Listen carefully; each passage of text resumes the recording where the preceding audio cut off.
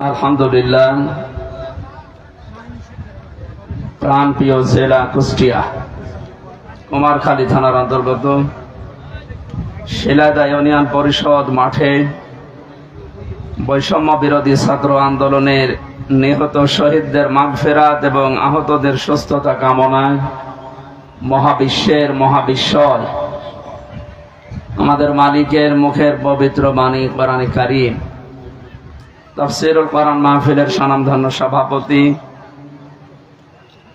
মাহফিলের প্রধান অতিথি শাইখুল মাশায়েখ, বাংলাদেশ জামাতে ইসলামী কুষ্টিয়া জেলা শাখার শ্রদ্ধাভাজন আমির জননেতা অধ্যাপক মাওলানা আবুল হাশিম, এতক্ষণ পর্যন্ত যারা আলোচনা রেখেছেন মাওলানা হুসাইন আহমেদ মাহফুজ সহ অনেকগুলো সম্মানিত ব্যক্তিবর্গ আপনারা দেখতে পাচ্ছেন। আমার ডানে বামে অত্র এলাকার যারা সর্বজন শ্রদ্ধাভাজন ব্যক্তিত্ব বসে আছে। আমি একটা একটা করে নাম ধরে দোয়া করলে অনেক সময় লাগবে, এমনিতে আমাদের সামনে সময় খুব কম।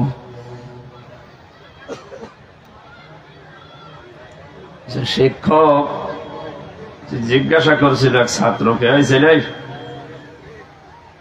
গোট বানান কর, বলছো স্যার ABCDEFGHIJKLMNOPQRSTUVWXYZ কি করবে? বলছো স্যার এর ভেতরে আছে, আপনি বানান করিনি। এখন যত নাম ধরে ধরে দোয়া করবো আমরা একবারে করছি, ওরা ফানা লাকা যিকরাক। অনেকগুলো মানুষ তো একটু জোরে বলেন আমিন। সামনে বসা মুসলমান ভাইরা, পর্দার আড়ালের সম্মানিতা মা এবং বোনেরা, প্রাণ প্রিয় কুষ্টিয়াবাসী, আল্লাহর দরবারে শুকরিয়া জানাচ্ছি যিনি আমাদের একটা মুক্ত পরিবেশ তৈরি করে দিলেন এদেশে। এই পরিবেশটা যেন আরো মুক্ত হয়, সেজন্য যা করণীয় এই সমস্ত কাজের প্রস্তুতিমূলক কোরআনে কারিমের আজকের আয়োজন। যাদের উদ্দেশ্যে দিয়েছেন আপনারা লিখে দিয়েছেন বৈষম্য বিরোধী ছাত্র আন্দোলনে নিহত এবং আহত মানুষের সুস্থতা কামনায়। শব্দ দুইটা দিয়েছেন, নিহত এবং আহত। এই যে বৈষম্য দূর করার জন্য পৃথিবীতে আমরা জানি যুগে যুগে নবীদেরকে আল্লাহ যে পাঠিয়েছিলেন যে সমস্ত উদ্দেশ্য নিয়ে, তার ভেতরে এইটাও ছিল, তারা বৈষম্য দূর করার জন্য এসেছিলেন। এইটা থাকার কারণে আজ হাজারো মানুষ আমরা নীরবে জুলুমের শিকার হয়েছিলাম। বাংলাদেশের প্রত্যেকটা দিক এবং বিভাগে আমরা দেখতে পেয়েছি যোগ্যতা থাকার পরেও বৈষম্যের শিকার হয়ে দুর্বিষহ জীবনযাপন করে চলেছিলাম, বিশেষ করে এই 17 বছর। কথা বুঝতেছে? দেওয়ালে যখন একেবারে পিঠ ঠেকে গেছে তখন আমরা শেষ পর্যন্ত দাঁড়িয়েছি যে না, এই বৈষম্য আর চলতে দেওয়া যাবে না। বিশ্ববিদ্যালয়ে আমরা জানি অনার্স মাস্টার্সে যারা যে মানুষগুলো ফার্স্ট ক্লাস ফার্স্ট হয় তাদেরকে শিক্ষক হিসাবে রেখে দেওয়া হয়, কিন্তু বাস্তবতা এমন জায়গায় পৌঁছিয়েছিল আপনি ফার্স্ট ক্লাস ফার্স্ট না, তার উপরেও যদি কিছু হয়ে থাকে, আপনার ব্যাকগ্রাউন্ড যেটা আছে দলীয় পরিচয় যদি না থাকে, আপনি ফেরেশতা আজরাইল জিবরাইল হলেও আপনাকে ওই জায়গায় দেবে না। অথচ যে জায়গায় যে চেয়ারটা, এখানে যদি ওই রকম যোগ্য মানুষ না বসিয়ে, যার রোল নাম্বার 71, কত? একটা ছেলে এসে বই খাতা ব্যাগ ম্যাগ সব নিয়ে হেড স্যারকে বলছে স্যার হয় ছুটি দেন, নাই আমি গেলাম। মানে হেড স্যার তাকিয়ে দেখছে যে পজিশনে আছে, ওরা ছুটি দিলেও যাবে, ও না দিলে তার রোল নাম্বার কত? বলছে স্যার 71। 71 মানে ক্লাসে ছেলে মেয়ে কয়টা? 71টা। 71টা ছেলে মেয়ে, ওর রোল নাম্বার 71। ও খুব ভালো ছাত্র, ওর জীবনে কোনো উদ্দেশ্য আছে, কোনো এম আছে? ও শুধু আসে, খেলাধুলা করে আবার পালিয়ে যায়। আমরা বাস্তবে যা দেখলাম এই 15 থেকে 17 বছরে, যার রোল নাম্বার 1, এই মানুষগুলোকে তো চেয়ারে বসানোর দরকার ছিল। অথচ শুধু বৈষম্য বৈষম্য শব্দটা যে কত নিকৃষ্ট শব্দ, বাস্তবে আমরা এখন টের পাচ্ছি সব জায়গায়, শুধু শিক্ষা ব্যবস্থা না, প্রত্যেকটা দিক এবং বিভাগে এই শুরু হয়ে গিয়েছিল। এই জুলুম অত্যাচারের বিরুদ্ধে যে মানুষগুলো জীবন দিয়ে গেল, বিশেষ করে আবু সাইদ সহ, মুগ্ধ ভাই সহ যতগুলো মানুষ জীবন দিয়েছে, এদেরকে আল্লাহ শাহাদাতের সর্বোচ্চ মাকাম যেন দান করে। এই জায়গায় যেন কেউ ফতোয়াবাজি করবেন না যে না ওরা একেবারে মারা গেল, তো শহীদ হয়েছে। কে বলেছে শহীদ হয়নি? পানিতে ডুবে মরলে যদি শহীদ হয়, আগুনে পুড়ে মরলে যদি শহীদ হয়, দেওয়াল চাপা পড়ে মরলে যদি শহীদ হয়, অ্যাক্সিডেন্টে মরলে যদি শহীদ হয়, জালেমের জুলুমের সামনে নিজের জীবনটা যে দিয়ে গেল, সে শহীদ হবে না? মানে এই কথা বলছেন, মাস্ট বি, আপনাকে বলাই লাগবে শহীদ। যদি কেউ স্বীকার না করেন, মুখ দিয়ে বলতে না চান, এ কথা কখনো বলবেন না যে ও মারা গেছে। শহীদরা মরে না। বালা হায়াউন ইনদা রাব্বিহিম ইউরযাকুন, আল্লাহ বলেন ওরা জীবিত এবং আমি আল্লাহর কাছে খাবার খাই। খাবার খেলে আমরা জানি মা শরীরে রক্ত গোশত তৈরি হয় না, হয় না? এটা যে হয় তার প্রমাণ নবীজির চাচা হযরতে হামজা রাদিয়াল্লাহু তাআলা আনহু, তাকে ৭০ টুকরা করেছিল, তার লজ্জাস্থান পর্যন্ত কেটে কেটে ৩ টুকরা করেছে। এই ছেলে এখানে দাঁড়িয়ে কি করো?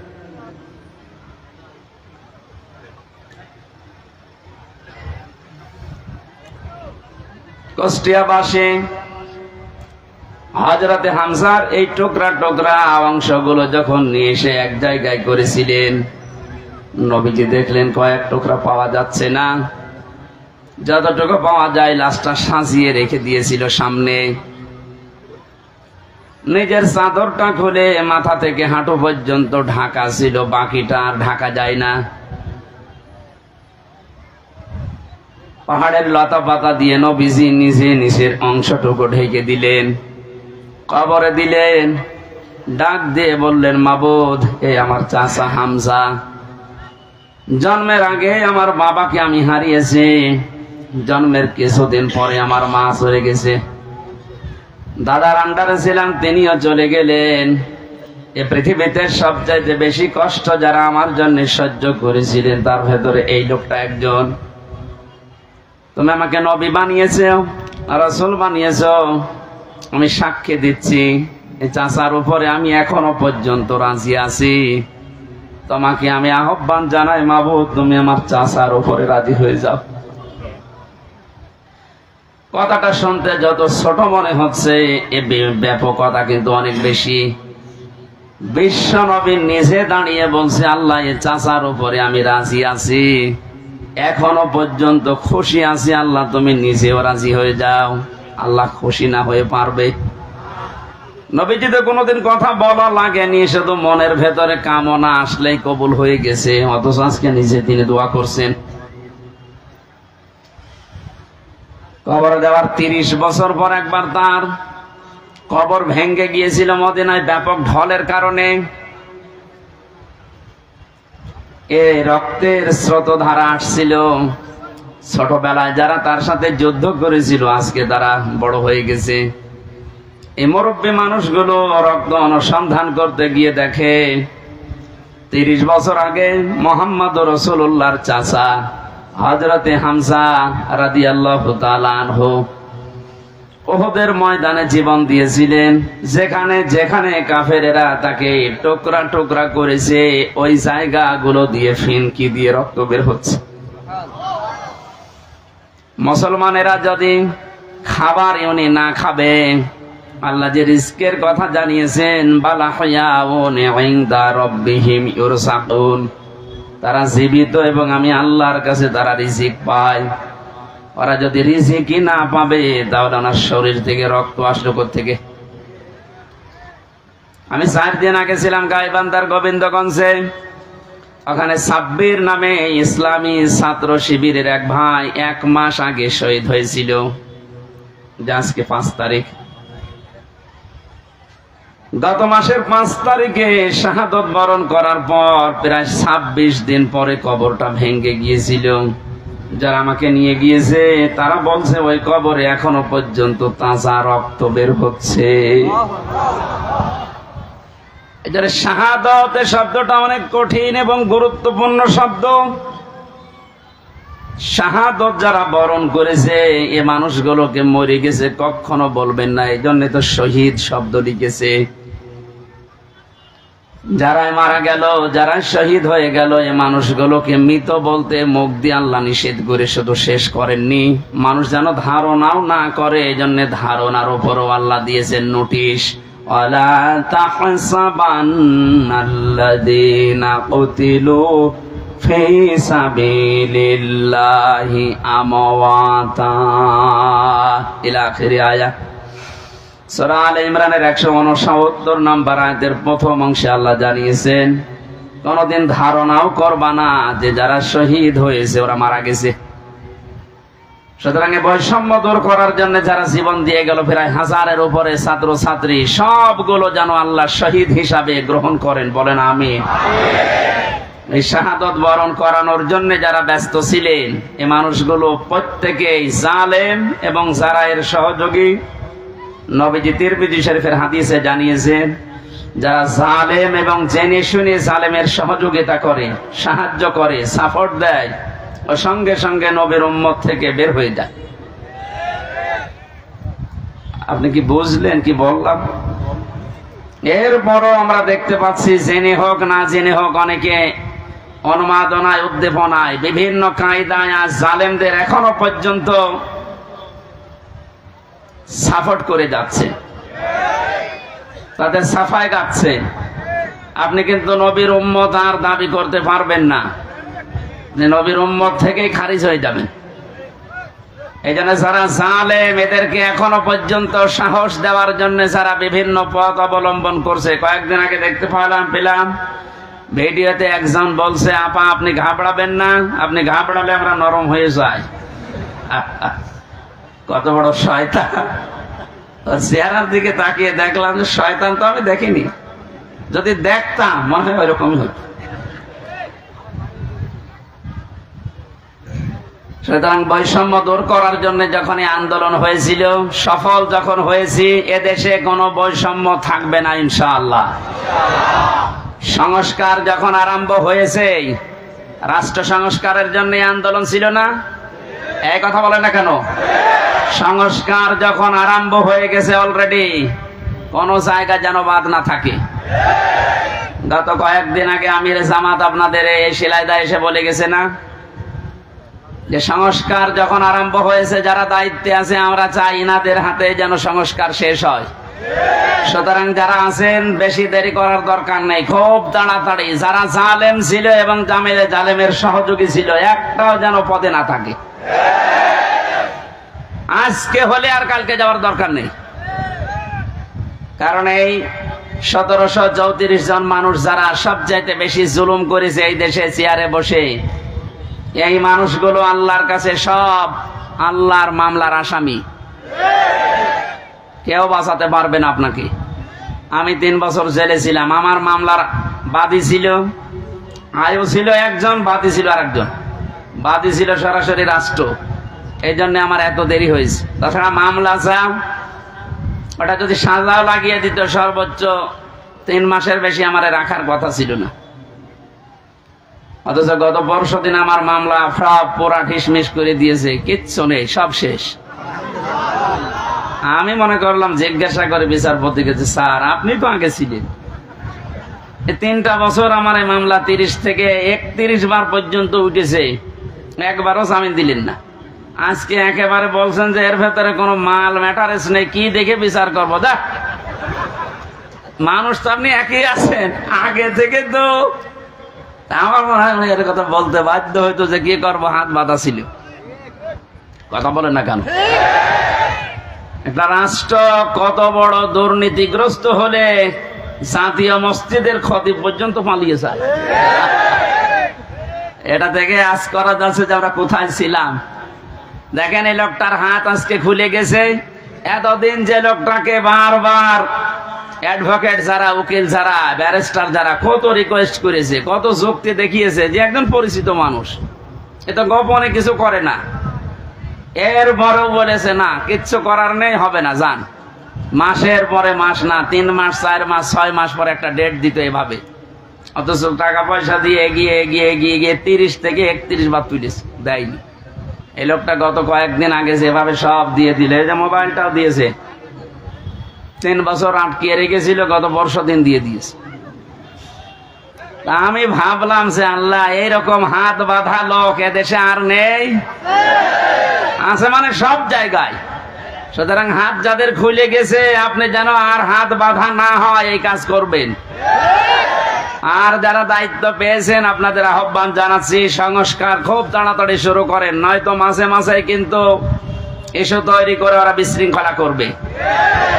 তৈরি করার চেষ্টা চালিয়েছিল হিন্দুদেরকে দিয়ে, হালে পানি নেয়নি। এক কথা বলছে না কেন? আনসারদের দিয়ে আক্রমণ চালানোর চেষ্টা চালিয়েছে, কিন্তু হালে পানি নেয়নি। দেশের মানুষ বুঝে ফেলেছে 42,000 আনসার নিয়োগ হয়েছে কয়েক বছরে, তার ভেতরে 35,000 গোপালগঞ্জের। 42,000-এর 35,000 যদি হয় গোপালগঞ্জে, তা আমরা কি ঘাস কাটছি?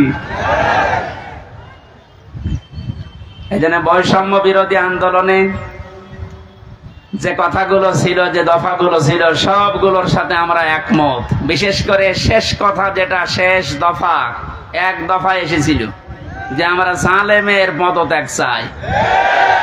আল্লাহ এই দাবির সাথে আল্লাহ নিজেও ছিলেন। আমার তো মনে হয় শুধু ছাত্ররা না, এদের সাথে আল্লাহ আবাবিল পাঠিয়েছিলেন।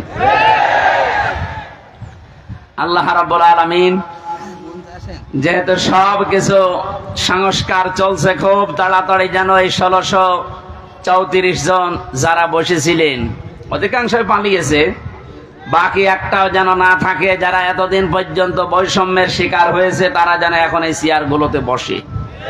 এইটাই হবে ন্যায় বিচার। এটা কি হবে? এই ন্যায় বিচারের জন্যই আমরা আন্দোলন করেছিলাম। কথা বলেন ঠিক কিনা? সুতরাং শহীদ এবং আহত যারা আছে, এখনো হাজার হাজার মানুষ আহত, তাদের সুস্থতা কামনা করছে, কারণ সুস্থতা দেওয়ার একচ্ছত্র মালিকানা আল্লাহর। ঔষধ যদি আপনি একেবারে 24 ঘন্টা খাওয়াতেই থাকেন, আল্লাহর পক্ষ থেকে যদি এটা না আসে, তাহলে আপনি সুস্থ হবেন না। এটা আমরা বিশ্বাস করি। তো ঔষধের কোনো ক্ষমতা আছে? ক্ষমতা কার? আরো জোরে। এটা বাস্তবে নিয়ে আসা লাগবে। ইন্নাল্লাহা আলা কুল্লি শাইইন কাদির, সব ক্ষমতার মালিক আল্লাহ। সুতরাং যারা অসুস্থ আছেন, আল্লাহকে আমরা সব ক্ষমতার মালিক মনে করি, বিশ্বাস করি। উনি আমাদেরকে, এই অসুস্থ মানুষদেরকে যেন আবার স্বাভাবিক জীবনে ফিরিয়ে দেন। হ্যাঁ, কিছু মানুষের জীবন স্বাভাবিক হবে না, যাদের চোখ উড়ে গেছে, যাদের পা শেষ হয়ে গেছে। আমি সদর থানার সদর হাসপাতালে গিয়েছিলাম 6 তারিখের পরে। অনেক জনের দেখলাম এমন এমন অঙ্গ নেই যে কিয়ামত পর্যন্ত হায়াত পেলে অঙ্গ আর আসবে না। লজ্জায় স্থান উড়ে চলে গেছে একজনের। এটা আমাদেরকে মুক্ত জীবনে ফিরিয়ে দেওয়ার জন্য এত বড় স্যাক্রিফাইস যারা করেছে। বাংলাদেশে জামাত ইসলামী কুষ্টিয়া জেলা শাখার উদ্যোগে যে একটু সহযোগিতার হাত বাড়িয়েছিল, প্রত্যেকটি পরিবারে অন্তত 2 লক্ষ করে টাকা দিয়ে একটু দাঁড় করিয়েছে। এদেশে টাকা আলা মানুষ আর নেই? বলেন। এখনো স্বাভাবিক অবস্থায় আমরা ফিরতে পারলাম না। যারা এই মুক্ত জীবন এনে দিল, তারা এখনো কাতরাচ্ছে। আর যে মানুষগুলোর কিছু হয়নি, এরা আন্দাজে লাফাচ্ছে যে না, সব বন্ধ করে এখন আমাদের এই জিনিস দাও। এরা আর এক জালেম। কথা বলুন। আমান আযলামু মিম্মান মানাআ মাসাজিদাল্লাহি আন ইউযকারা ফিহা ইসমুহু ওয়া সাআ ফি খারাবিহা ইলা আখির আয়াহ, সূরা বাকারা। না, বিভিন্ন জায়গায় কাদা আছে, থাকে, এভাবে শোনা যাচ্ছে না? এভাবে শোনেন ভাই, একটু পরে আজান দেবে, এইভাবে শোনেন। আমি গতানুগতিক কথা বলি না, আমি যা বলি ওখান থেকে শিক্ষা নিয়ে আসি। ভালো করে খেয়াল করেন তো। এই যে 2700 মানুষের জীবনের বিনিময়ে তাদের আহত হওয়ার পরিবর্তে আমরা এই মুক্তভাবে এই ময়দানে এখন কথা বলছি। বাংলাদেশ জামাত ইসলামী কুষ্টিয়া জেলা শাখার উদ্যোগে কয়েকদিন আগে এই যে কুষ্টিয়া শহরের এতিমখানায় 500 আলেমকে দাওয়াত দিয়েছিল, সব ঘরনার। সবাই এসেছিল কম বেশি। 2.5-3 ঘন্টা একাধারে আলোচনা হয়েছে আলেমদের। কোনো বাধা নেই, কোনো পাহারাদার নেই, কোনো সিকিউরিটি লাগে নাই। অথচ আগস্টের 5 তারিখের আগে এরকম 500 না 5 জন এক জায়গায় হলে কত রকমের মামলা হয়ে যেত। আপনি টের পাচ্ছেন কোথা থেকে আল্লাহ কোথায় এনে দিয়েছে? এই বাস্তবতা যাদের জন্য, তাদের খোঁজ খবর নিতে যাও না। এদের জন্য এখন মসজিদে দোয়া হয়, কোরআনে কারিমের দাস হয়, সেগুলো এখন অনেকে উল্টাপাল্টা ফতোয়া দিয়ে বন্ধ করার চেষ্টা করছে। আমাদের জেলায় না শুরু হলেও আশপাশ জেলায় অনেককে বলছে অমান আযলামু মিম্মান মানা মাসাজিদ আল্লাহ। আল্লাহ বলেন বড় জালেম দেখতে চাও? আমরা তো অধিকাংশ মানুষ মনে করি আয়না ঘর যারা তৈরি করেছিল ওরা বড় জালেম। হ্যাঁ, মাস্ট বি ওরা বড় জালেম। ওদের চাইতে আল্লাহর কাছে বড় জালেম ওইটা যে লোকটা আল্লাহর ঘর মসজিদে তার নাম, তার জিকির, তার আলোচনা করতে বাধা দেয়। এগুলো এখন নতুন ভাবে অনেকে তৈরি করার চেষ্টা করছেন। আপনি থামেন। ওকে আল্লাহ কিন্তু বড় জালেম বলে নাই, আপনাকে বড় জালেম বলে ইঙ্গিত দিয়েছে। কোরআনে কারিমের সূরা বাকারা 1 নাম্বার পারা 18 নাম্বার পৃষ্ঠা 17 নাম্বার পৃষ্ঠা 3 নাম্বার লাইনে আছে যে আল্লাহর দৃষ্টিতে বড় জালেম ওই লোকটা যে আল্লাহর ঘর মসজিদে আল্লাহর কোরআনের কথা, আল্লাহর নামের কথা, জিকিরের কথা বলতে দেয় না। এটা যাতে রেকর্ড হচ্ছে, কালকে সারা দেশে যাবে। সবাইকে আমি আহ্বান জানাচ্ছি আপনারা থামবেন। এত বড় কঠিন জুলুমের ভেতরে ওই 17 বছরে আল্লাহর ঘর মসজিদে কেউ কোরআনের কথা বাধা দিতে সাহস পায়নি। আপনি সাহস পাচ্ছেন কোত্থেকে? সুতরাং আপনি থামবেন, নয়তো জালেমরা যেমন মুসলমানদের শত্রু হয়ে বিদায় নিয়েছে, আপনিও শেষ পর্যন্ত শুধু মুসলমানদের না আল্লাহর টার্গেটে পড়বেন। কারণ জালেমরা টার্গেট কার? এটাকে আমি বানালাম? বলেন। কোরআনে কারীম জানিয়েছে ইন্নামাস সাবিলু আলাল্লাযিনা ইয়াযলিমুনান নাস ওয়া ইয়াবগুনা ফিল আরদি বিগাইরিল হক উলাইকা লাহুম আযাবুন আলীম। সূরা শুরার 42 নাম্বার আয়াতে আছে, আল্লাহ বলেন অবশ্যই আমি আল্লাহ নিজে বাদী হব, মামলা দেব, কেস করব। টের পাচ্ছেন কত ওজনওয়ালা শব্দ এটা? আল্লাহ নিজে মামলা দায়ের করবে, নিজে কেস করবে তাদের বিরুদ্ধে। ইয়াজলিমুনান নাস, যারা মানুষ হয়ে মানুষের উপরে জুলুম করছে। আল্লাহ পাক ইয়াজলিমুনাল মুসলিমুনা দেয়, নিজে যারা মুসলমানদের উপরে জুলুম করেছে তারা আল্লাহর মামলার আসামি না। ইয়াজলিমুনান নাস এটা বহু, ইয়াজলিমুনা এটা মুজারে, বর্তমান, ভবিষ্যৎ, প্রেজেন্ট, ফিউচার। এখন যারা জুলুম করছেন, ভবিষ্যতেও যারা করবেন, আপনি কিন্তু এদেশে হামজার মামলার আসামি না, আপনি সরাসরি আল্লাহর মামলার আসামি। আমি আপনাকে বাঁচাতে এসেছি, এরপরও যদি উল্টা বোঝেন নিজের কপালে নিজে আগুন লাগাবেন। আমার কথার অর্থ বুঝতেছেন নাকি আন্দাজে ঠিক বলেন? আলহামদুলিল্লাহ। সুতরাং আবার আহ্বান জানাচ্ছি, বৈষম্য বিরোধী ছাত্র আন্দোলনের সংস্কার করার জন্য যারা উদ্যোগ নিয়েছিল, যাদের দায়িত্ব আমরা দিয়েছি, আপনারা খুব তাড়াতাড়ি করেন। কারণ এই জালেমরা যতদিন পর্যন্ত এখানে থাকবে ততদিন পর্যন্ত নতুন ইস্যু তৈরি করার চেষ্টা চালাবে। যারা পৃথিবী শান্ত হয়ে যাওয়ার পরও অশান্ত করার জন্য চেষ্টা চালায়, এই মানুষগুলো আয়াতের 2য় শব্দে তারা আল্লাহর মামলার আসামি। ওয়ায়াবগুনা ফিল আরদি বিগাইরিল হক।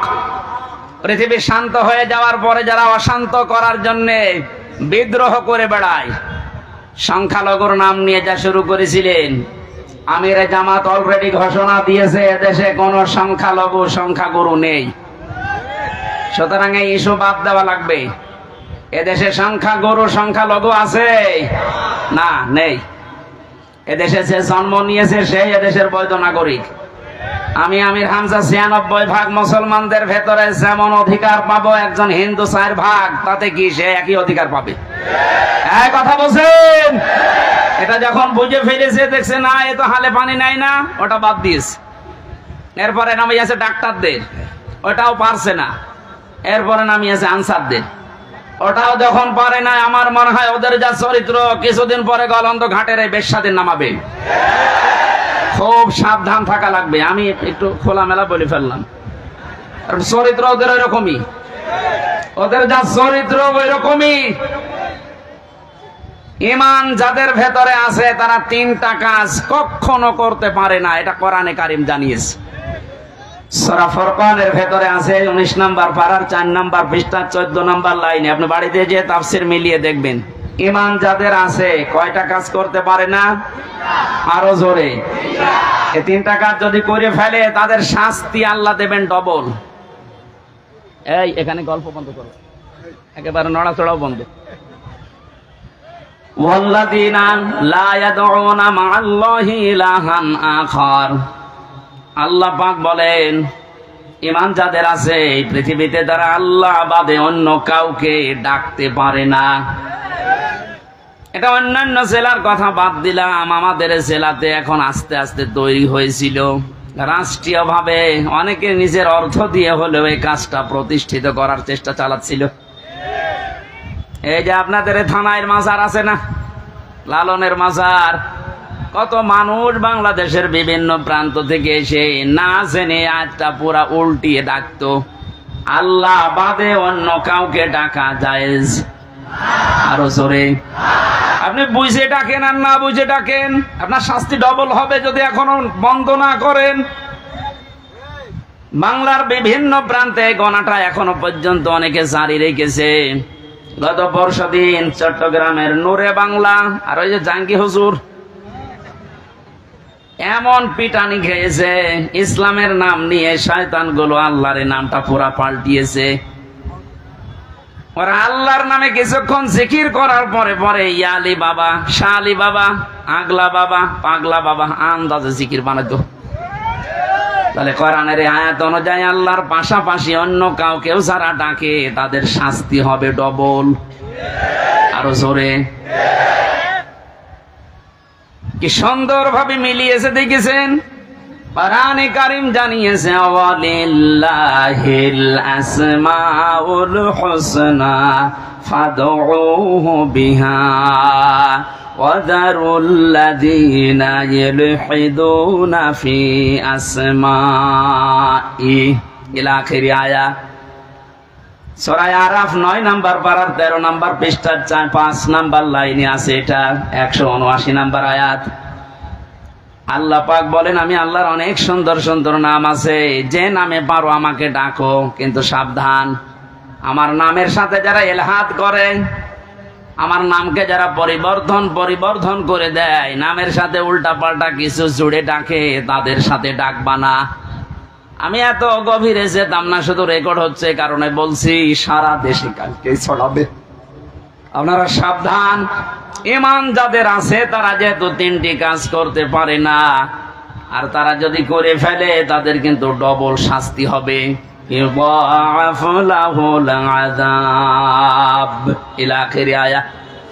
আল্লাহ পাক বলেন তাদের শাস্তি আমি ডবল দেব। 1 নম্বরের গোনা পেলাম যারা আল্লাহর সাথে অন্য কাউকে ডাকে। 2 নম্বরে ওয়াল্লাযীনা লা ইয়াদউনা মা'আল্লাহি ইলাহান আখারা, আল্লাহর সাথে যারা অন্য কাউকে ডাকছেন এখনই আপনি থেমে যাবেন। 2 নম্বরে এই পৃথিবীর ময়দানে কোনো মানুষ যেন জিনা না করে। কি না করে? এটা ছিল না? আপনি দরবেশের দিকে তাকিয়েছেন, এত বড় বড় দাড়ি, আরে শেষের জীবনটা যেগুলো দেখলাম যদি সত্য হয় উনি পুরাটা জেনায় ছিলেন। কারণ যে স্বামীর কাছ থেকে তার স্ত্রীকে কেড়ে জোর করে বিয়ে করেছে, ও আসল স্বামী তো এখনো তালাকি দেয়নি।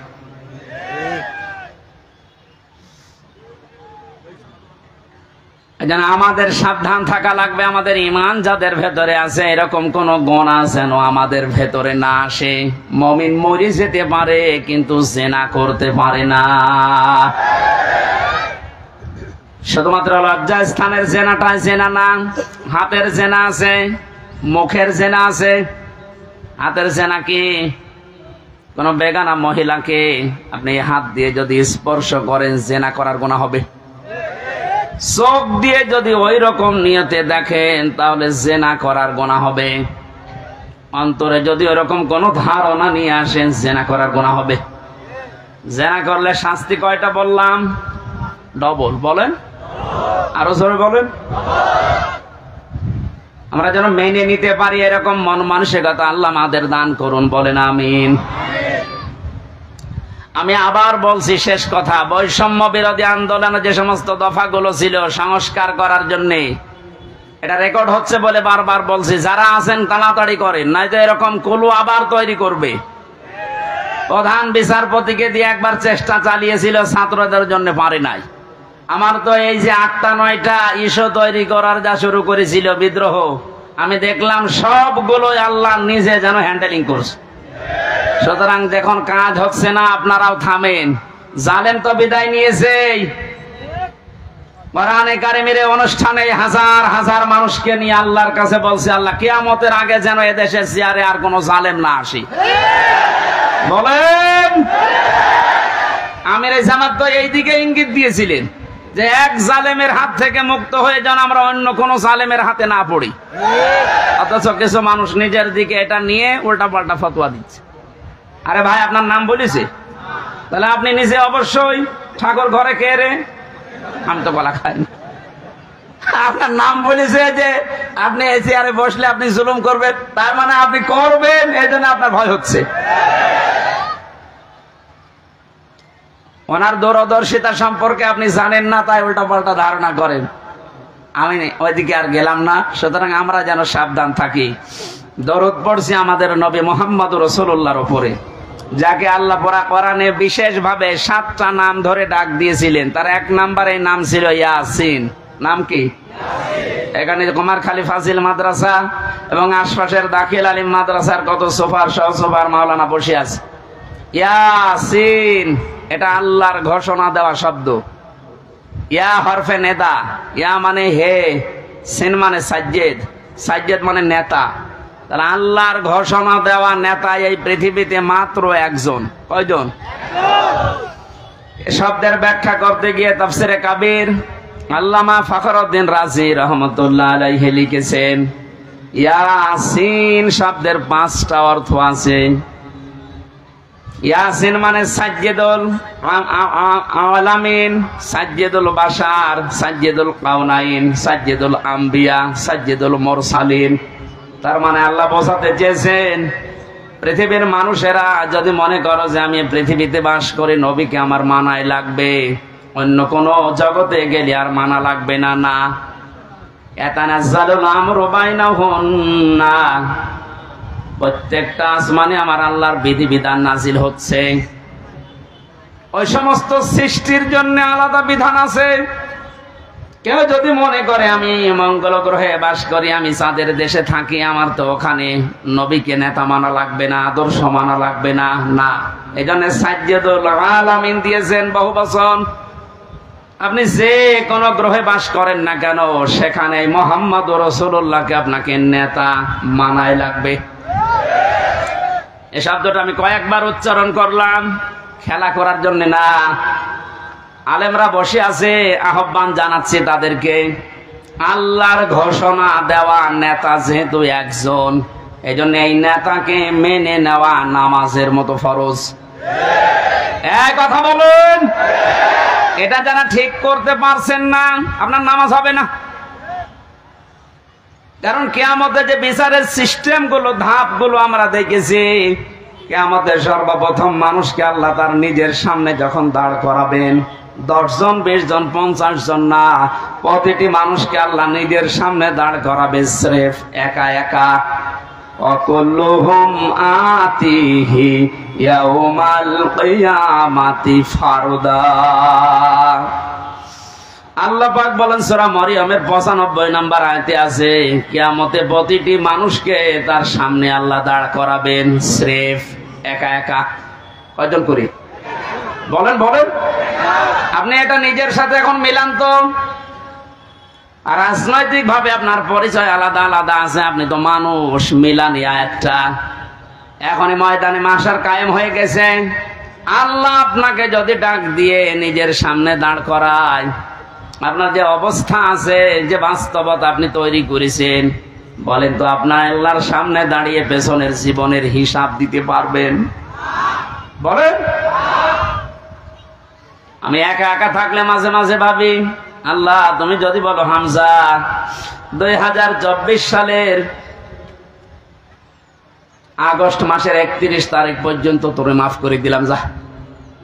শুধু সেপ্টেম্বরের 1 থেকে 5 তারিখ, এই 5 দিনের হিসাব দিয়ে তুই জান্নাতে চলে যা। আমার যা ইমান আমল, আমার যা বাস্তবতা, আমার তো মনে হয় 5 দিনের হিসাব দেওয়া সঠিকভাবে সম্ভব না। আপনারা পারবেন না? আপনারা পারবেন? কাবা শরীফ যখন তাওয়াফ করে মানুষ, এই যে হাজী সাহেব বসে আছে, কত 6টা চক্করে মানুষ বলে আল্লাহকে, আল্লাহুম্মা ইন্না আলাইয়া হুকুকান ফীমা বাইনি ওয়া বাইনিকা। হে আল্লাহ, তুমি আমার মালিক, আমি তোমার গোলাম, দাস, ভৃত্য, সার্ভেন্ট যাই বলেন, এ পরিচয় দিচ্ছে যে তুমি আমার মালিক, আমি তোমার দাস।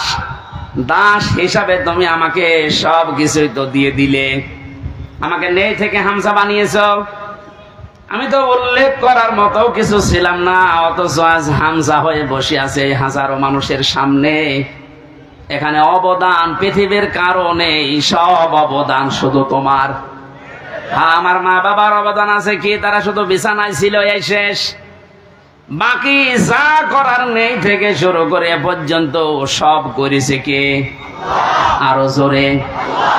আমার বাড়ি, গাড়ি, নারী, যা লাগে আল্লাহ তুমি সব দিয়েছো আমাকে বান্দা হিসাবে, কিন্তু তুমি যে আমার মালিক, আমার কাছে তো তোমার কিছু পাওনা আছে।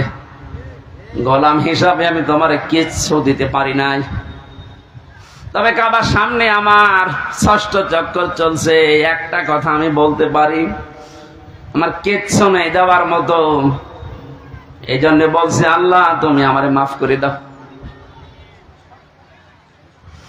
কিয়ামতের কঠিন এই বিচারের ময়দানে মানুষকে আল্লাহ স্রেফ একা তুলবে, কোনো উপায় নেই এই মাপ পাওয়া ছাড়া। কার আল্লাহর বিচারে যদি আল্লাহ অবিচার করে কেউ বাঁচবে? যদি ন্যায় বিচার করে, না না, আল্লাহর বিচারে তো অবিচার নেই। ন্যায় বিচার করলেও কোনো মহারথী ক্ষমা পাবে না, কারণ আল্লাহ ন্যায় বিচার করে যদি বলে শুধু 1 গ্লাস পানির হিসাব দিয়ে যা, আপনি পারবেন না। আল্লাহর বিচার থেকে বাঁচার জন্য একটা পদ্ধতি আছে, যে আল্লাহ তুমি মাফ করে দাও। আল্লাহ জানে শেষ পর্যন্তটা আমাদের জন্য কবুল করেন, বলেন আমিন। এবার আসেন যে কথাটা বোঝার জন্য পর্যন্ত এসেছিলাম, কিয়ামতের বিচারের দ্বিতীয় ধাপে আল্লাহ এবার আর একা ডাকবেন না। ইয়াউমা নাদউ কুল্লা উনাসিম বিইমামিহিম। সূরা বানী ইসরাঈল 15 নম্বর পারার 8 নম্বর পৃষ্ঠা 3 নম্বর লাইনের 72 নম্বর আয়াতের প্রথম অংশে আছে। এটা ফি জিলালিল কোরআনের তাফসিরে আছে, বিস্তারিত আছে। আমি শুধু সামারাইজ করে বলছি, কিয়ামতে প্রতিটি মানুষকে এবার বিচারের দ্বিতীয় ধাপে আল্লাহ ডাকবে তার নেতার সাথে। এটা যদি রাজনীতি মনে করে কেউ চলে যান, আপনার কপালে আগুন লাগবে। আল্লাহর কসম, এটা শুধু দুনিয়ার সাথে না, আখিরাতের সাথে রিলেটেড। এই জন্য আমি একটু তুললাম, নয়তো বলতাম না। কিয়ামতের ময়দানে আল্লাহ যখন মানুষকে তুলবে, প্রতিটি মানুষকে এবার দ্বিতীয় সিস্টেমে তুলবে তার নেতার সাথে। কার সাথে? কুমারখালীবাসী আগে নেতা, এরপরে কর্মী। আপনার বিবেককে এবার প্রশ্ন করেন তো, আপনি যে নেতার আদর্শ মেনে চলেন, যার পেছনে স্লোগান দেন, যাকে রায় দিয়ে ভোট দিয়ে নেতা বানিয়েছেন, এই লোকটার যে চরিত্র, এর যা সুরাত সিরাত, আর এর যা ইমান আমলের অবস্থা, ও যদি আল্লাহর সামনে দাঁড়ায়, আপনি তার পেছনে, ওরে দেখলেই তো আল্লাহর রাগ হয়ে যাবে। ও বলছে ঠিক, তার মানে ও ধরা খেয়ে বসে আছে। ও যদি এখনই বলে ঠিক যে আমি যারে মানি ওরে আল্লাহ দেখলে আল্লাহর রাগ হবে, আপনি তো ধরা খাবেন। কথা তো সত্যি, এইটাই আসল কথা। আপনি যারা ধরা না খান, সুতরাং এমন মানুষের পেছনে থাকা লাগবে, এমন মানুষকে আদর্শ হিসাবে সামনে নিয়ে আসা লাগবে, যারে দেখলে আল্লাহ খুশি হয়ে যায়। এখন এই লোকটাকে আফজাল সাহেব না, এখন দেখেন তো আফজাল সাহেবের কাঠিতে পড়ে কিনা। সারা নেশা 5 নাম্বার পারা 6 নাম্বার পৃষ্ঠা 9 নাম্বার লাইনের 59 নাম্বার আয়াতের প্রথম অংশে আছে, ইয়া আইয়ুহাল্লাযীনা আমানু আতিউল্লাহা ওয়া আতিউর রাসূলা ওয়া উলিল আমরি মিনকুম। আল্লাহ ঈমানদারকে ডাক দিয়েছেন, ঈমানের দাবি করো, তে পূরণ করবা না। তোমাদের দাবি হচ্ছে তোমরা আল্লাহর ইতাআত করো, রাসূলের আনুগত্য করো, আর উলিল আমর তোমাদের ভেতরে যারা নেতৃত্ব দেয় এদের মেনে চলো। কুষ্টিয়াবাসী, বাংলাদেশের 64 জেলার ভেতরে এই কুষ্টিয়াকে আমি বেশি ভালোবাসি, কারণ এই জেলাটা আমার। আমি চাই আপনারা বাঁচেন, বেঁচে থাকেন, যেন জাহান্নামী হয়ে না যান। এই যে আতিউ, এটা কিন্তু ভার্ব, এটা ফেল, এটা ক্রিয়া। এই শব্দটা আল্লাহ নিজের নামে, রাসূলের নামে দিয়েছেন, উলিল আমরের আগে দেননি। কি কথা বলেন না কেন? আমি যতগুলো তাফসীর পড়েছি সব মুফাসসিরে আয়াতের ব্যাপারে ব্যাখ্যা এটাই লিখেছেন, আল্লাহ রাসূলকে মানা লাগবে, কোনো প্রশ্ন করা যাবে না।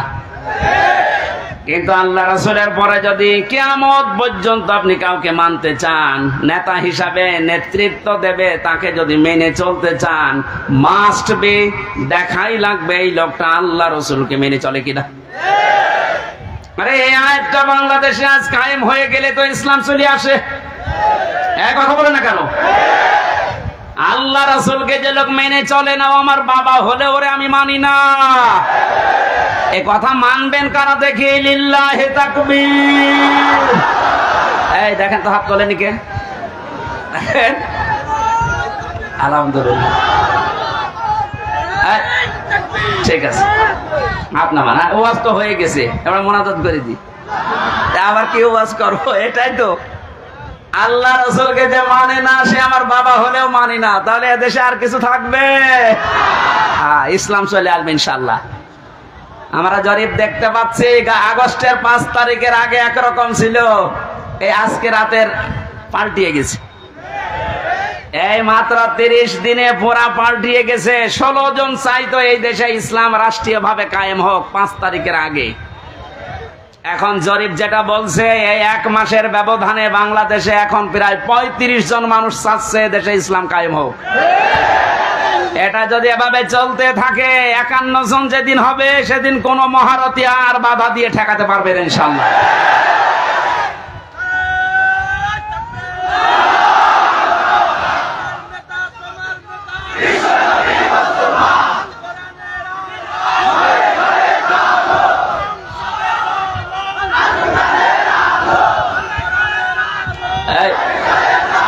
কথা বলতে দেন।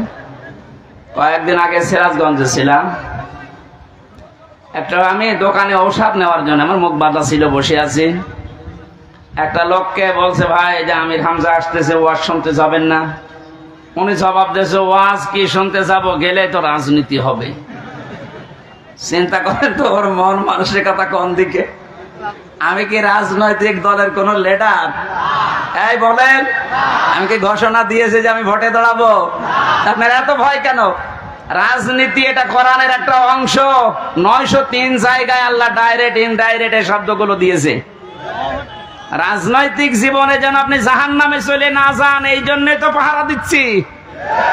এক কথা বলেন।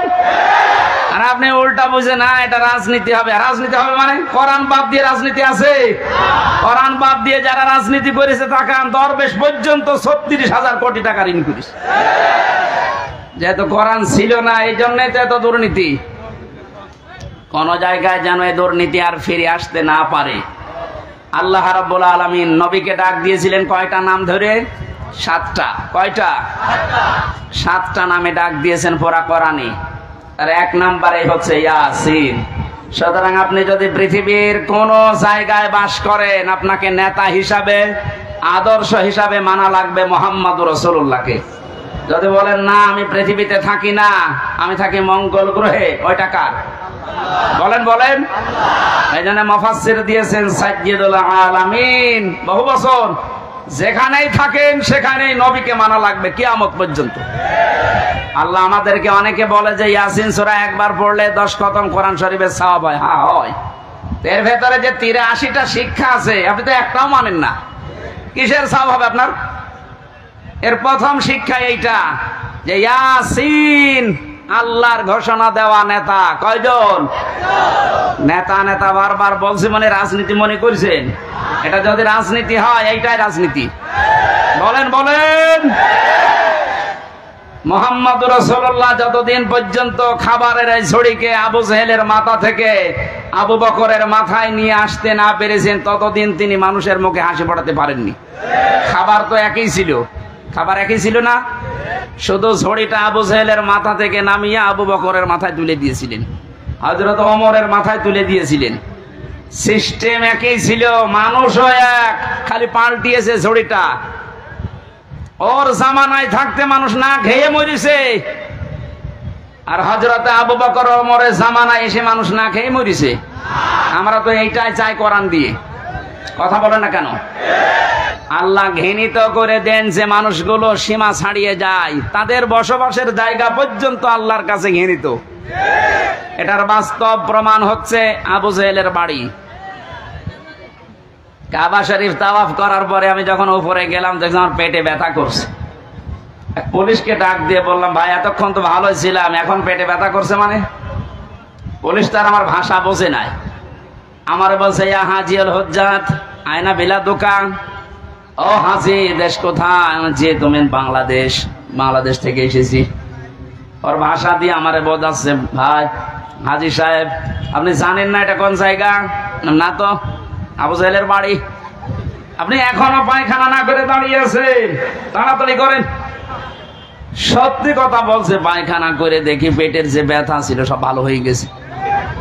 আল্লাহ আমাকে জানাতে চেয়েছে, হামজা 4.5 লাখ টাকা খরচ করে আসলে ওই সময় 16 সালে, এখনো পায়খানা না করে দাঁড়িয়ে আছো, তাড়াতাড়ি করো। ওর বাড়ি পর্যন্ত আল্লাহ এত ঘৃণিত, এত নিন্দিত বানিয়েছে। জায়গাটা কিন্তু দামি জায়গা, কাবার পাশেই। এমনকি নবীজির বাড়ি ওর বাড়ি থেকে, কাবার থেকে আরো দূরে ছিল, কারণ কাবার পাশে আবু জেহেলের বাড়ি, এরপরে নবীর বাড়ি। কাবার পাশে যতগুলো জমি জায়গার দাম বেশি না কম? বলেন। শুধু জালেমের বসবাস হওয়ার কারণে আল্লাহ আন্তর্জাতিক টয়লেট বানিয়ে দিয়েছে। তামাম দুনিয়ার মানুষ এই কাজ করে। কি আমি এতক্ষণ কি বলছি? এদেশে যারা জুলুম করেছে, তার জায়গা জমি বাড়ি ঘর যত দামি হোক, এটা আল্লাহর কাছে এখন ঘৃণিত।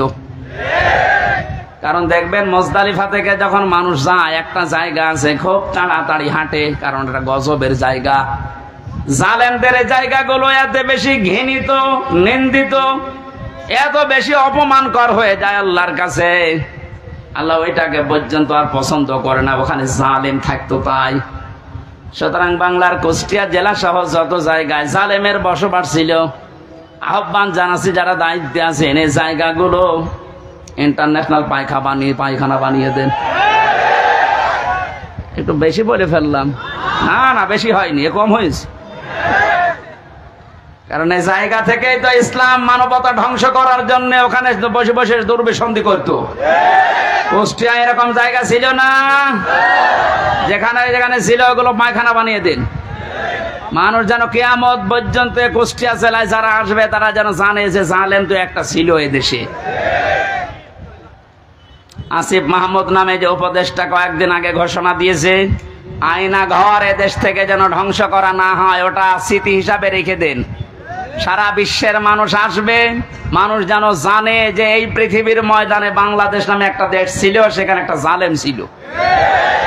মানুষ কত কঠিন হৃদয়ের হলে আয়না ঘর বানাতে পারে, আমারে মাথায় আজও ধরে না। আমান আজমের ঘোষণা শুনেছেন কয়েকদিন আগে, একটা মানুষ কত বড় কষ্ট পেলে কথাগুলো বলতে পারে বলেন। অনেকে বলছেন আমরা মাফ করে দিলাম। হ্যাঁ, মাফ করে দিয়েছেন, ঠিক আছে। সারা দেশের 18 কোটি মানুষ যদি মাফ করে দেয়, আয়না ঘর যারা জড়িত ছিল, ব্যারিস্টার আরমানের বউ মাফ করবে না, জীবনও করবে না। আপনি ওই জায়গায় পৌঁছাননি তাই বুঝতেছেন না। আমি মাত্র কয়েকদিন ছিলাম মাটির নিচে। এটা আচরণ মানুষের, এখানে যারা থাকে এরাও কিন্তু মানুষ, এরা শুধু একটু উপরে উঠবে, পদ পাবে, এই কারণে এত কঠিন আচরণ করতো। মুফতি ফখরুল ইসলাম আমার সাথে ছিল যতদিন, উনি বলছিল ভাই আমারে নিয়ে এই পায়ের ভেতর দিয়ে হাত দিয়ে সামনে যে রড আছে রডের সাথে লাগিয়ে তালা লাগিয়ে দিত, 24 ঘন্টা তালা লাগানো। পায়খানা প্রসাবের জন্য মাত্র 1.5 মিনিট সময় দেয়, খাবারের জন্য অতটুকু সময় দিয়ে তারপরও যে খাবার 3-4টা তরকার দিয়ে মনে হচ্ছে কে মাখিয়ে দিয়েছে। জেলে আমার সাথে পাশাপাশি যখন বেড ছিল আমারে বলতো, হামজা আমার মাঝে মাঝে মনে হতো আল্লাহ ওরা আমাকে যদি মেরে ফেলে মেরে ফেলুক, কিন্তু এটা যদি একটু শুতে দিত। এই যে শুয়ে থাকা এটা যে কত বড় নিয়ামত আমি ওই 3 মাসে বুঝেছিলাম। একটা দিনও আমাকে কাজ হইতে দেয়নি, 24 ঘন্টা ঘুমালে তাড়াতাড়ি আবার ডেকে দেয়। আমার 11 ঘন্টা টাঙিয়ে রেখেছিল, হাতের ভেতরে হ্যান্ডকাপ দিয়ে, তাও পেছনে, পায়ের ভেতরে ডান্ডা বেড়ি লাগিয়ে, কালো কাপড় দিয়ে চোখ বেঁধে, মাথার ভেতরে দড়ি লাগিয়ে টাঙিয়ে রেখেছে 11 ঘন্টা। অথচ বিষয় আমি কিচ্ছু জানি না। একটু যদি পা মারতে ঠেকে যায়, উপর থেকে 4তলা 5তলা থেকে ক্যামেরা দেওয়া আছে, গরম দেয়, একবারে ঘুম ভেঙে যায়। এই দুপুর 2টায় নিয়ে গেছে, একবারে রাত 11টায় নিয়ে এসেছে। বলেন তো একটা মানুষ এভাবে টিকে থাকতে পারে? আমার নামাজ পড়তে দেয়নি, জোহর আসর মাগরিব এশা সব নামাজ আমি ইশারায় পড়েছিলাম। ও কখন সময় হচ্ছে কখন সময় হয় না আমি তো কিছু জানি না, কারণ মাটির নিচে। কঠিন পরিস্থিতি তৈরি করে এখনো অনেকে বলছে, হ্যাঁ কি করেছে যে ওর পালিয়ে যাওয়া লাগলো? কি করেছে মানে আপনি টের পাচ্ছেন কি করেছে? চলেন আপনারা 10 দিন একটু রাখি, কি করেছে আপনাকে দেখাবো।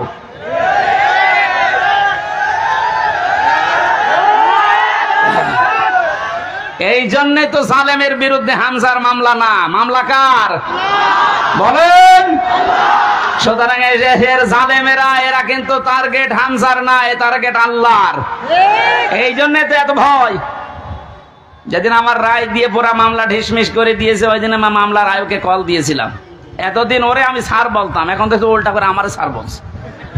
কি হয়েছে? হুজুর মাফ করে দেন। মাফ করে দেন মানে? আমারে ধরার পর আমার বাবার কাছ থেকে বলেছিলেন যে আর মামলা দেব না, 50 লাখ 10 লাখ টাকা দেন। আমার বাবা তো গ্রাম্য মানুষ, সঙ্গে সঙ্গে 8 লাখ টাকা দিয়েছে। ওই টাকাটা ফেরত দেন।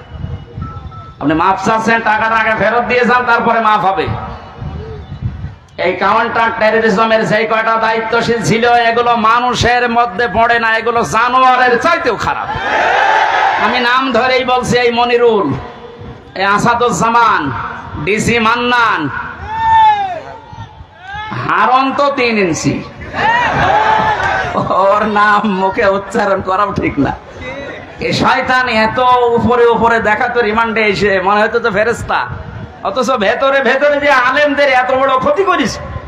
ওই যে ছোট হুজুর যেটা মাদানি, ও আমার সাথে প্রথমে 2 মাস ছিল। আমার বলছে, হামজা ভাই আমারে নিয়ে গেল রাত 12:30টার দিকে, হাতের ছিলে পোড়া উলঙ্গ করিস আমারে, আমার হাতে সিগারেট ধরিয়ে দিস, আর 2 পাশে ব্যারিকেড দিয়ে কেন কোনো গাড়ি আসতে না পারে। একটা অর্ধ উলঙ্গ মেয়ে লোক কোথা থেকে নিয়ে এসে আমার পাশে দাঁড় করিয়েছে, ছবি তুলতেছে যে এটা সকালে ছেড়ে দেব, মানুষ বুঝবে দেশে যে হুজুর কত খারাপ। ও ছোট মানুষ, তো বয়স আমার সেম সেম, আমার 32 ও 30। ওই সময় হাউ মাউ করে কাঁদছিল ওই ফাঁসির কন্টেম সেলের ভেতরে। আমার বলছে, হামজা আমি তো একেবারে অসহায়, যে কেউ নেই। বললাম এক এসআই কে ডেকে, ভাই আপনারা যা করছেন এটাকে হারুন স্যার জানে? জানে না মানে? উনি তো করছে। আচ্ছা, মজলুম অবস্থার দোয়া কবুল হয় আমার বিশ্বাস আছে। মন থেকে বড় দোয়া করলাম, আমার যা যা ওরা দেখেছে, আল্লাহ আমার সাথে যারা জড়িত এদেরকে তুমি ওইভাবে অপমান করো। আল্লাহ করায়নি। হারুনের রাস্তায় বের হওয়ার আর সম্ভাবনা আছে? ওর নাম এখন মানুষ হারুন ভুলে গেছে, ওর নাম এখন 3 ইঞ্চি। মহিলারা পর্যন্ত জিকির করছে 3 ইঞ্চি 3 ইঞ্চি। কত অপমান করবে আল্লাহ বলেন। সেদিন কুষ্টিয়ার জেলা আমির অধ্যাপক আবুল হাশেম সাহেব একটা আয়াতের ব্যাখ্যা করছিলেন আলেমদের সমাবেশে। অনেক জালেমরা মনে করেছিল জিয়ারে ছিলাম, এমন হয় আল্লাহ আমাদের ভালোবেসেই দিয়েছে। আমার কুষ্টিয়ার সদর থানায় যেদিন 11 সালে প্রথম গ্রেপ্তার করে, আমি সুদের বিরুদ্ধে বলেছিলাম, এই আমার অপরাধ ছিল। আমার শিবির করে, শিবিরের ক্যাডার রক কাটি বেড়ায় আন্দাজে। এগুলো নিয়ে যখন নিয়ে গেল, আমারে বলছে ওসি সাহেব, ওই সময় আসাদুজ্জামান নামে এক ওসি ছিল, গোপালগঞ্জে বাড়ি। আমারে বলছে, হুজুর কুলিল্লাহুম্মা মালিকাল মুলকে তুতিল মুলকা মান তাশা, এই আয়াতের অর্থ বলেন তো। বললাম আল্লাহ যারে চায় তারে ক্ষমতা দেয়, যারে চায় নামিয়ে দেয়। আমারে বলছে এটা আপনি মানেন তো? মানি না। মানে হাসিনা যে এখন আছে এটা আল্লাহ চেয়েছে, জায়গা মতো হাত দিয়েছে। হলো তার ঠিক আছে, নিয়ে গেছে দিয়েছে। কথা শেষ করার পরে আমি যেটা এখান থেকে বের করতে পারি, ওনারা বোঝাতে চায় যে আল্লাহ আমাদেরকে দয়া করে, মায়া করে, মহব্বত করে, ভালোবেসে এই চেয়ারে রেখেছে। আমরা যা করছি এ কোনো অসুবিধা নেই, আল্লাহ আমাদেরকে। কথা বলে না কেন? সূরা আলে ইমরান 4 নাম্বার পারার 12 নাম্বার পৃষ্ঠার 7 নাম্বার লাইনের 178 নাম্বার আয়াতে আছে, ওয়ালা ইয়াহসাবান্নাল্লাযীনা কাফারু আন্নামা নুমলি লাহুম খায়রুল লিআনফুসিহিম ইন্নামা নুমলি লাহুম লিয়াজদাদু ইসমা ওয়ালাহুম আযাবুম মুহিন। ঠিক আছে, আল্লাহ পাক বলেন কাফেরেরা ধারণা করে যে ক্ষমতার চেয়ারে বিত্ত বৈভব, টাকা পয়সা, অর্থ সম্পদ আল্লাহ আমাদেরকে দিয়েছে ভালোবেসে মহব্বত করে। আল্লাহ পাক বলেন না, এগুলো এদেরকে দিয়েছি এদের পাপ যেন পরিপূর্ণ হয়ে যায়। পরিপূর্ণ হয়েছে না হয়নি? হয়েছে বলে আল্লাহ আয়াতের শেষে দিয়েছেন লাহুম আযাবুম মুহিন, তাদের জন্য আমি অপমানজনক শাস্তির ব্যবস্থা করে রেখেছি। এদেশে আলেমদের বিরুদ্ধে যারা সোচ্চার ছিল সবচাইতে বেশি, এই কালামানিক এত বড় অপমান আল্লাহ করেছে, ওর বিসি পর্যন্ত আউট করে দিয়েছে। ওদের একটা অংশ থেকে যেন ডাবিং করে বলছে ওরা আমার বিসিতে মারলো কেন? আর কি অপমান হবেন আপনি? তো এখন যে অবস্থায় আছে আমার মনে হয় ওর মরে যাওয়া ভালো। কথা বলেন। এই জন্য আহ্বান জানাবো, যাদের নেতা ঠিক নেই, আদর্শ ঠিক নেই, আপনি ফিরে আসেন। আপনি কিন্তু জাহান্নামে যাচ্ছেন। আপনি যাই ভুল বোঝেন আর মনে করেন। আল্লাহ আপনাকে হেদায়েত দান করুন, আমিন। সূরা তাওবার 119 নম্বর আয়াতটা আমরা পড়েছিলাম। কোন সূরা? এর নামকরণ, শানে নজুল, ঐতিহাসিক প্রেক্ষাপট এবং বাস্তব 9টা শিক্ষা আছে আয়াতের। এবং এখান থেকে তাফসীর আকারে যে কথা বলতে আরম্ভ করব, এখন কি সময় পাবো? তো আজকে মাহফিল আছে ত্রিমোহনীর পাশে, ত্রিমোহনী, কুষ্টিয়া ত্রিমোহনীর পাশে। রাত্রে এসার পরে আমি উঠবো, আমার মনে হয় তাফসীর আকারে ওখানে কথা বলবো। আজকে আমাদের আব্দুল গফুর সাহেব আছে প্রধান অতিথি, ওখানে আপনারা দাওয়াত দিয়ে গেলাম, যাবেন। খুব সংক্ষেপে করছি। ইয়া আইয়ুহাল্লাযীনা আমানু, আল্লাহ ইমানদারকে ডাক দিয়েছেন। আমরা ইমানদার না বেঈমান? আমাদেরকে আল্লাহ ডাক দিয়েছেন ইত্তাকুল্লাহ, আমাকে ভয় করো। আল্লাহকে ভয় করলে 9টা ফল পাওয়া যায় দুনিয়ায়, আখিরাতে পাওয়া যায় 27টা। বিষয়ের উপর আজকে আমরা ওখানে কথা বলছি। ফাকুনু মা'আস সাদিকিন, তোমরা সত্যবাদীদের সঙ্গে থাকো কাজে এবং কর্মে। আল্লাহ রাব্বুল আলামিন বাস্তবে আয়াতটা আমি খুব ব্যাখ্যা করার জন্য সময় না পাওয়ার কারণে দুঃখিত। আগামীতে যেহেতু আজকেই এসার পরে ওখানে যাবে, কুনু মা'আস সাদিকিনের উপরে কথা বলবো ইনশাআল্লাহ। আল্লাহুম্মা আমিন। লা ইলাহা ইল্লা আনতা সুবহানাক ইন্নী কুনতু মিনাজ জালিমিন। আল্লাহ তাআলা তোমার কোরআনে কারীম থেকে যে কথাগুলো শুনেছি প্র্যাকটিক্যাল লাইফে